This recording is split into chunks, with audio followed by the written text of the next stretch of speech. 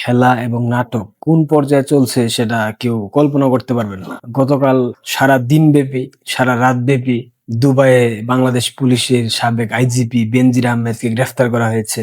বাংলাদেশের স্বরাষ্ট্রমন্ত্রী, বাংলাদেশের বর্তমান সরকারের সংশ্লিষ্ট বিভিন্ন ব্যক্তিবর্গ বিভিন্ন ধরনের মতামত দিয়েছে, বিভিন্ন ধরনের বক্তব্য দিয়েছে। তারা বেনজির আহমেদকে ফিরিয়ে আনবে, এটা সেটা কত কথা। কিন্তু এর মধ্যে তারেক রহমানের তথ্য উপদেষ্টা, প্রতিমন্ত্রী মর্যাদা সম্পন্ন ডক্টর জাহিদুর রহমান, যাকে সবাই কষা জাহিদ হিসেবে চেনে, সেই জাহিদুর রহমান সফরের জন্য, সরকারি সফর ছিল, ভারতে যাওয়ার উদ্দেশ্যে গিয়েছিল।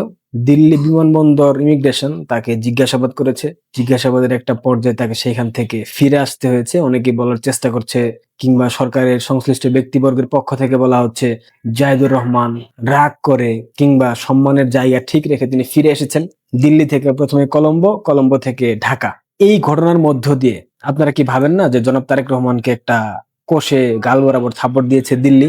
একজন প্রতিমন্ত্রী মর্যাদা সম্পন্ন ব্যক্তি ভারতে সফরে যাচ্ছে, সরকারি সফর, বারবার বলা হচ্ছে সরকারি সফরে গেলে সেখানে কেন তাকে জিজ্ঞাসাবাদ করা হবে?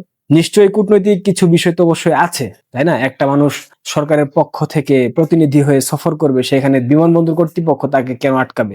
সেখানে কি ভারতের যে বাংলাদেশি দূতাবাস, সেখানকার কর্মকর্তারা উপস্থিত থাকতে পারতো না? তারা কেন ছিল না? যে কোনো হাই প্রোফাইল দ্বিপক্ষীয় সফরের ক্ষেত্রে দুইটা দেশের পররাষ্ট্র মন্ত্রণালয়, হাই কমিশন এবং সংশ্লিষ্ট দপ্তরগুলোর মাঝে একটা দীর্ঘ সুনির্দিষ্ট প্রটোকল প্রক্রিয়া থাকে। কিন্তু কষা জায়েদের এই সফরের সময় এই প্রটোকল প্রক্রিয়া, এই ধরনের এগুলা ছিল না। কেন ছিল না? শুনতে পাচ্ছি সে নাকি নর্মাল পাসপোর্ট ব্যবহার করে ভারতে গিয়েছিল। তার কাছে তো ডিপ্লোম্যাটিক পাসপোর্ট আছে, সেটা কেন সে ব্যবহার করলো না? এটা প্রশ্নের জায়গা থাকতেই পারে। পাশাপাশি তাকে জিজ্ঞাসাবাদ করার অনেকগুলা কারণ আছে, কারণ সে ইতিপূর্বে ভারত বিরোধী বিভিন্ন ধরনের বক্তব্য দিয়েছে, ভারত বিরোধী বিভিন্ন ধরনের প্রপাগান্ডা ছড়িয়েছে, অর্থাৎ ভারত বিদ্বেষের চরম মাত্রা অতিক্রম করার মতো ঘটনা সে ঘটিয়েছে। তার ইউটিউব চ্যানেল, সেটা কিন্তু ভারতে নিষিদ্ধ।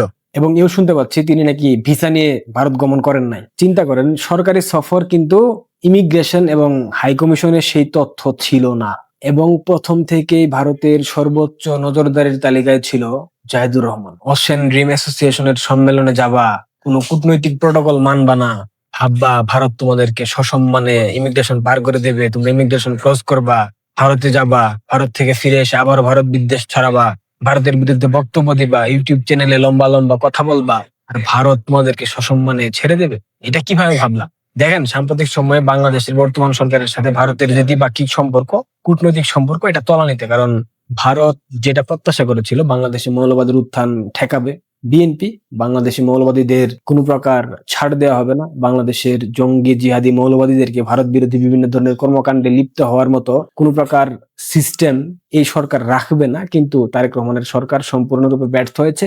তারেক রহমানের সরকার বিন্দুমাত্র মৌলবাদীদেরকে দমনের জন্য কোনো প্রকার পদক্ষেপ হাতে নেয় নাই। দিল্লি ঢাকার মধ্যে যে উত্তাপময় সম্পর্ক ছিল, সেটা এখনো বিদ্যমান আছে। এবং এই ঘটনার মধ্য দিয়ে আলটিমেটলি তারেক রহমানের সরকার বিএনপিকে এবং তারেক রহমানকে গাল বরাবর কষে থাপ্পড় দিয়েছে দিল্লি। এই কথা শোনার পর আপনারা অনেকে অনেক ব্যাখ্যা দিবেন। এরপর দেখলাম বাংলাদেশের পররাষ্ট্রমন্ত্রী বলেছে যথাযথ ব্যবস্থা নেওয়া হবে। কেন প্রতিমন্ত্রী মর্যাদা সম্পন্ন একজন ব্যক্তি ভারতের ইমিগ্রেশন থেকে ফিরে আসলো? কি ব্যবস্থা নেবেন জনাব খলিলুর রহমান? মানে সেই সক্ষমতা কি আদৌ আপনাদের আছে? নাই তো। পুরো পৃথিবীর যত নাটক হয়, সেই নাটকের রাজধানী হচ্ছে বাংলাদেশ।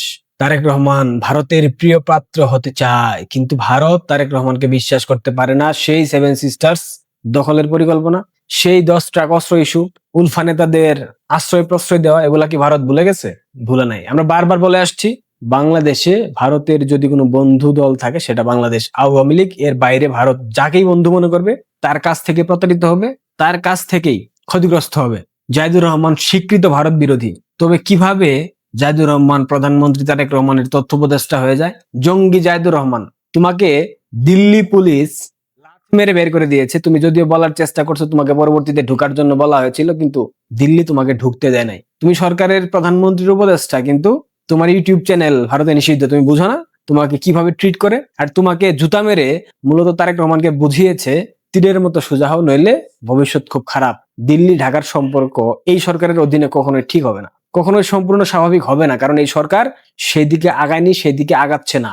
বেনজিরকে বাংলাদেশে এনে শাস্তি দিবা, দাও না, সমস্যা কি?